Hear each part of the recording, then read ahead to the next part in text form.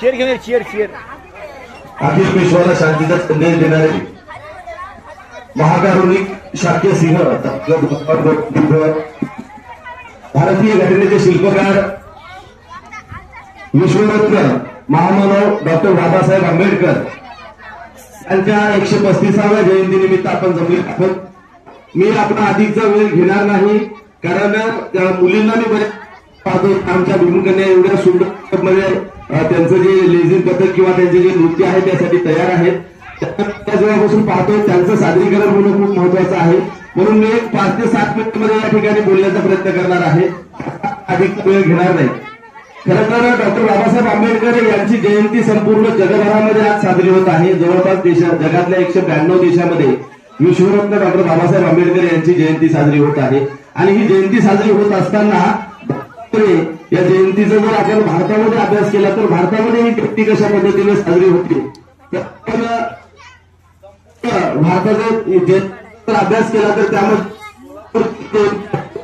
त्यामध्ये सर्वोत्कृष्ट जयंती भारतामध्ये किंबहुना आशिया खंडामध्ये मानली जाते. आणि ज्या पद्धतीने तिथे इतिहास दाखवला जातो, ज्या पद्धतीने बाबासाहेबांचा पूर्ण इतिहास दाखवला जातो, खऱ्या अर्थाने बाबासाहेब आपल्याला समजून घेणं किती महत्वाचं आहे हे त्या सर्व मंडळांमधून लक्षात येतं. आणि यावर्षी इथे दाभडनगरीमध्ये ही जयंती होत आहे.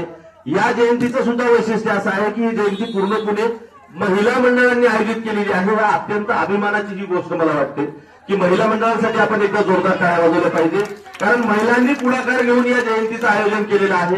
ही खूप महत्वाची गोष्ट आहे. सांगायचं तात्पर्य असं आहे की बाबासाहेब हे व्यक्तिमत्व, विश्वरत्न डॉक्टर बाबासाहेब आंबेडकर हे व्यक्तिमत्व विशिष्ट असे एका जातीपुरतं मर्यादित नाही, तर ते संपूर्ण जगाने स्वीकारलेलं आहे. कॅनडा सारखा देश 14 एप्रिल हा त्यांच्या देशातील समता दिवस म्हणून तो दिवस पाळतो, समानतेचा दिवस म्हणून तो दिवस पाळला जातो.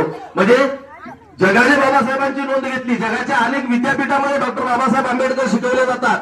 पण दुर्दैवाची गोष्ट अशी आहे की भारतातल्या विद्यापीठांमध्ये बाबासाहेब ज्या पद्धतीने जेवढ्या विस्तृतपणे शिकवायला पाहिजे तेवढ्या विस्तृतपणे बाबासाहेब अभ्यासक्रमामध्ये आहेत का हेही आपण अभ्यासलं पाहिजे. किंबहुना बाबासाहेब एवढं व्यापक आणि एवढं सर्व समावेशक असं एक व्यक्तिमत्व आणि नेतृत्व या देशाला भेटून गेलेलं आहे की ज्यांच्या कार्याची दखल संपूर्ण जगाने घेतलेली आहे. पण आपण घेतलेली आहे का? बराक ओबामा सारखा अमेरिकेचा माजी राष्ट्राध्यक्ष असा म्हणतो की जर डॉक्टर बाबासाहेब आंबेडकर आमच्या देशात जन्मले असते तर आम्ही त्यांना उगवता सूर्य असं म्हटलं असतं. बघा, म्हणजे जर बाबासाहेब आंबेडकर आमच्या देशात जन्मले असते तर आम्ही त्यांना उगवता सूर्य म्हटलं असतं. म्हणजे जगातल्या कितीतरी लोकांनी बाबासाहेबांच्या ज्ञानाची दखल घेतलेली आहे. आणि आजची जर आपली परिस्थिती पाहिली तर आपण बाबासाहेबांना खऱ्या अर्थाने जल्लोषात तर जयंती केलीच पाहिजे,